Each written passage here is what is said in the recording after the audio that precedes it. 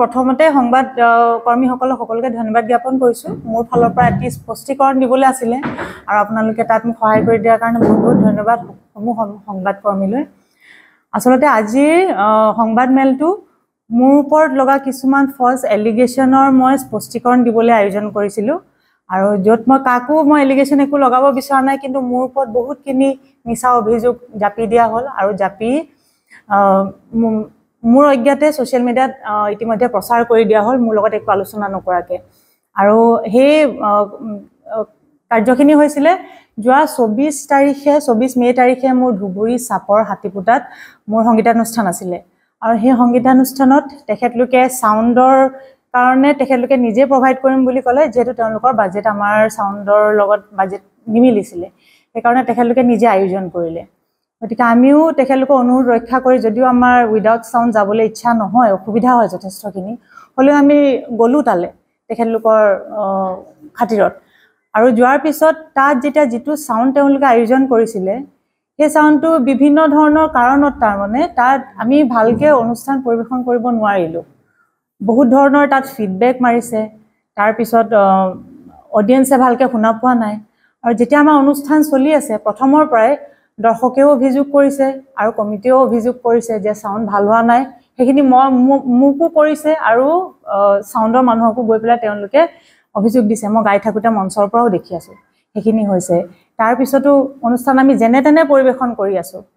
তাৰপিছতে একেবাৰে অনুষ্ঠানৰ আমি 2.5 ঘণ্টা অনুষ্ঠান ইতিমধ্যে কৰিলোঁ আৰু 2.5 ঘণ্টাৰ পিছত সেই ফিডবেক মৰাৰ যিটো মানে কাৰ্য চলি আছিলে, সেই কাণত কিকৈ মাৰে যে সেই বস্তুটো বহুত বাঢ়ি লাষ্টলৈ তাৰমানে 2.5 ঘণ্টা অনুষ্ঠান কৰাৰ পিছত আৰু বেছি বাঢ়ি গ'ল।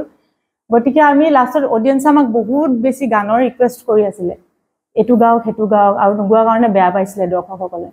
আৰু যিহেতু দৰ্শকসকলে বেয়া পাইছে, আমি নিজৰ ফালৰ পৰা ক্লেৰিফিকেশ্যনখিনি মঞ্চত দিব লাগিব যে আমি কিয় গাব পৰা নাই, আমাৰ অসুবিধাটো কি হৈছে।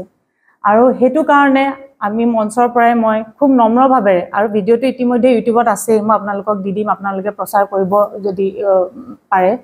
তাত সুন্দৰকৈ মই মাত্ৰ অনুৰোধ কৰিছোঁ যে আপোনালোকে দৰ্শকসকলক মই বুজাই কওঁ যে আজি মঞ্চত গাবলৈ আজি বহুত অসুবিধা হৈছে, কিয়নো আমি ভালকৈ শুনিলেহে ভালকৈ গাব পাৰিম।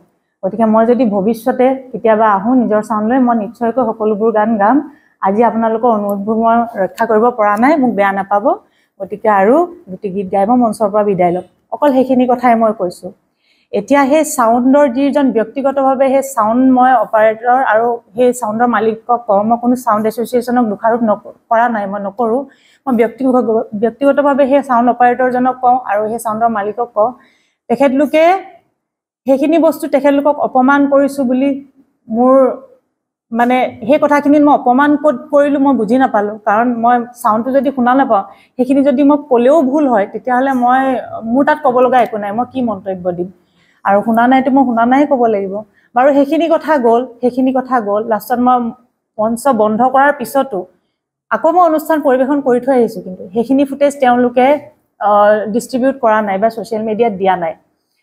আৰু তাৰপিছতে পিছদিনাটো গম নাপাওঁ, যোৱাকালি 26 তাৰিখে মই ছ'চিয়েল মিডিয়াতহে গম পাইছোঁ। তেখেতলোকে কোনো ধৰণৰ মোৰ লগত একো ধৰণৰ আলোচনা কৰা নাই। ছ'চিয়েল মিডিয়াত চিধা দেখা পাইছোঁ, তাত অকল মোৰ ওপৰত এলিগেশ্যন লগাইছে, ফল্ছ এলিগেশ্যন, যে মই কান্দি কমিটিক বহুত কথা লগাই থৈ আহিলোঁ বুলি কৈছে ছাউণ্ডৰ বিষয়ে। আৰু মই কান্দি লগাই থৈ অহাৰ কাৰণে ছাউণ্ডে পিছত কমিটি মানুহে ছাউণ্ডক কিবা পিছত বেয়া ব্যৱহাৰ কৰিছে বুলি কৈছে। আৰু তাত সঁচা মিছা মই একো নাজানো, কাৰণ মই তাত উপস্থিত নাই। মই তেখেতলোকে কোৱা কথাখিনি কৈছে হাতীপুতা কমিটিৰ পৰা বহুতখিনি বেয়া ব্যৱহাৰ কৰিলে তেখেতলোকক, আৰু মই লগাই থৈ গৈছোঁ বুলি কৈছে। তাৰপিছত সেইখিনি কথা তেখেতলোকে মোক ফল্ছ এলিগেশ্যন দিছে, কাৰণ মই কমিটিৰ লগত মই ফোনো কৰিলোঁ, মোৰ কল ৰেকৰ্ডিং আছে, আপোনালোকে মই গোটেইখিনি দি দিম, আপোনালোকে বজাই দিব সেইখিনি। কল ৰেকৰ্ডিঙতো মই গোটেইখিনি কথা ক্লিয়াৰ কৰিলোঁ যে মই আপোনালোকক কথা লগাইছিলোঁ নেকি।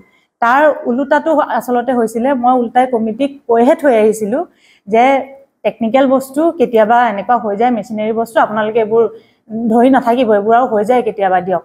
মই সকলোৱে যাতে আমি মোকামিলা কৰি ওলাই আহিব পাৰোঁ, মই সেইটোতহে গুৰুত্ব দিছিলোঁ।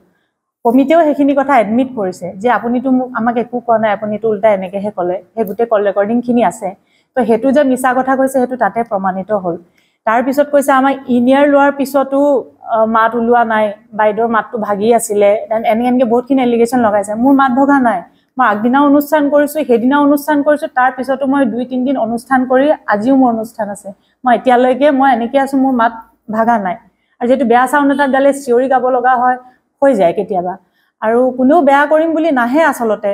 সেইকাৰণে ময়ো তেখেতলোকক তেনেকৈ দোষাৰোপ একোৱে কৰা নাছিলোঁ। কিন্তু তেখেতলোকে বহুত ফল্ছ এলিগেশ্যন লগায় আৰু কমিটিয়ে তেখেতলোকৰ পৰা 50,000 টকা দাবী কৰিছোঁ বুলি কৈছে। এতিয়া কৰিছেনে নাই মই নাজানো। এতিয়া কমিটিৰ লগত পাতোঁতে কমিটিয়ে নাই পতা বুলি ক'লে।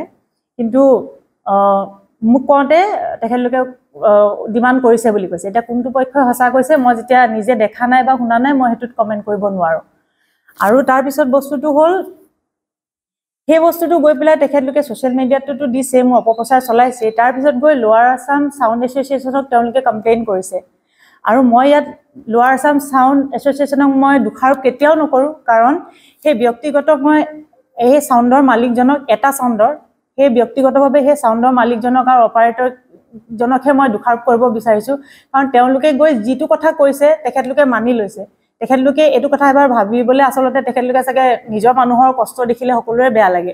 গতিকে তেখেতলোকে আৱেগতে তেখেতলোকে যি ক'লে সেয়াকে সঁচা বুলি ভাবি মিটিং কৰি পেলাই মোৰ লগত এবাৰো আলোচনা নকৰিলে। কিন্তু যে এনেকৈ কৈছিলে, আপুনি কান্দি কান্দি লগাইছিলে নেকি, বা আপুনি বেয়া ব্যৱহাৰ কৰিছিলে নেকি।